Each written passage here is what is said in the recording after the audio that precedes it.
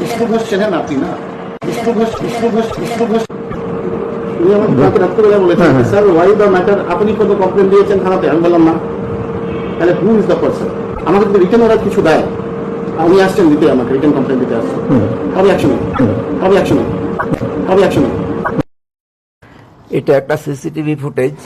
State bank of ইন্ডিয়ার মালদা ব্রাঞ্চে আমার কাউন্টার থেকে 53,000 টাকা চুরি করার সিসিটিভি ফুটেজ দেখে চিফ ম্যানেজার উজ্জ্বল কুমার আমাকে বলেছিল যে ব্যাংক চোরের বিরুদ্ধে আইনি পদক্ষেপ নেবে এবং চুরি হওয়া 53,000 টাকা উদ্ধার করে আমাকে ফেরত দেওয়া হবে। কিন্তু উজ্জ্বল কুমার তথা স্টেট ব্যাংক 1.5 মাসেও কোনোটাই করেনি। আমি টাকা চাইতে শুরু করলে হঠাৎই একদিন উজ্জ্বল কুমার অন্য অফিসারদের সঙ্গে নিয়ে আমার উপর ভয়াবহ মানসিক নির্যাতন করতে শুরু করে। ফুটেজের অডিওটা প্রথম যেদিন আমার উপর অত্যাচার শুরু করে তার ভয়েস রেকর্ডের অংশ। এইটা চোর, এ মালদা শহরের চিত্তরঞ্জন মার্কেটে বিষ্ণু ঘোষ নামে একজন ব্যবসায়ীর কর্মচারী। এই হারামজাদাটার নাম উজ্জ্বল কুমার। স্টেট ব্যাংকের মালদা ব্রাঞ্চে আমার কাউন্টার থেকে 53,000 টাকা চুরির ঘটনার পরে এই রাস্কেলটা মালদা ব্রাঞ্চে জয়েন করে।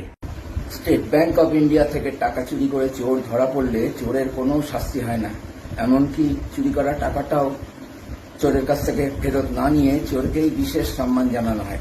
এখানেই শেষ না, টাকা চুরি হওয়া কাউন্টারের ক্যাশিয়ারকেই স্টেট ব্যাংকের অফিসাররা ভয়াবহ মানসিক নির্যাতন, ভীতি প্রদর্শন ও অজস্র মিথ্যা অভিযোগ আরোপ করে সেই ক্যাশিয়ারের চূড়ান্ত অপমান করতে থাকলে প্রচন্ড ভয়ে, উদ্বেগে, লজ্জায়, অপমানে ওই নির্দোষ ক্যাশিয়ার শারীরিক ও মানসিকভাবে বিপর্যস্ত হয়ে পড়ে।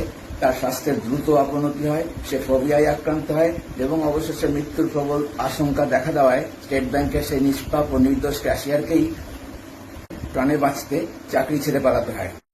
স্টেট ব্যাংক চোর, স্টেট ব্যাংক চোর, স্টেট ব্যাংক বিশ্বাসঘাতক, স্টেট ব্যাংক বিশ্বাসঘাতক, স্টেট ব্যাংক প্রতারক, স্টেট ব্যাংক প্রতারক।